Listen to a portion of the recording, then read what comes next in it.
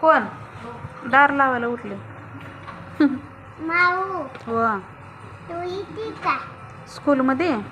बरं बरं, तुला घ्यायला येते घ्यायला. आता मी आणखीन आंघोळ केली नाही ना. आंघोळ करून घ्यायला ये. हो.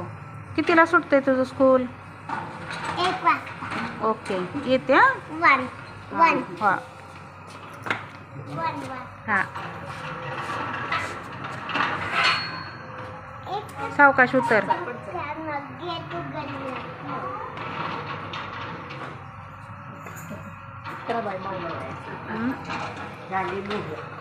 चालली. Bye Shrisha, bye.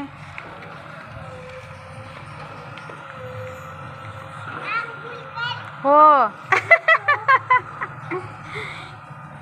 बघा हे माझं क्यूटचं पिल्लू किती छान मला सांगत होतं, माऊ आंघोळ कर. कारण मी आजारी असल्यामुळे मी काही लवकर आंघोळ केली नव्हती. श्रीषाला शाळेत जायची गडबड, सोनूची स्वयंपाकाची गडबड, त्यामुळे मी जरा आंघोळीला उशीरच केला होता.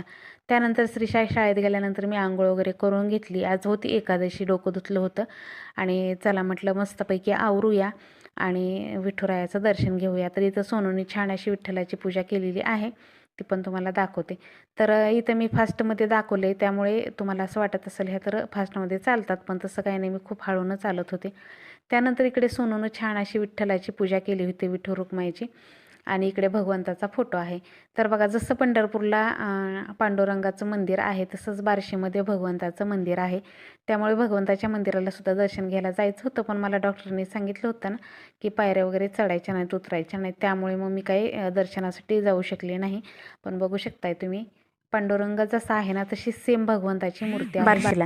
जसं पंढरपूरला विठुरायाचं दर्शन घेण्यासाठी गर्दी असते तशीच गर्दी आपल्या भगवंताचं दर्शन घेण्यासाठी बार्शीमध्ये अफाट गर्दी असते. तर मला काही जाणं झालं नाही, जायची इच्छा होती. तर आमच्या श्रीषाचं भाषण आहे का बघा, जी 26 जानेवारीला तिने पीच म्हटली होती ना, तर तिची अख्खी तोंडपाठ आहे. त्यामुळे ती कोणी आलं ना तर पहिलं ती पीच म्हणून दाखवते. शाळेत आली की मला पहिलं माऊ माझं पीच ऐक म्हणून सांगायची.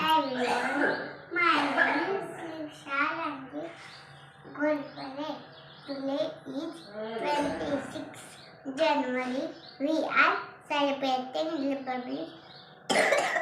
Is 26 January. We are celebrating Republic Day. This is a very special day for all Indians. We love our country very much and we feel proud to be Indians. Thank you. जय हिंद, जय भारत. अरे वा वा वा वा वा.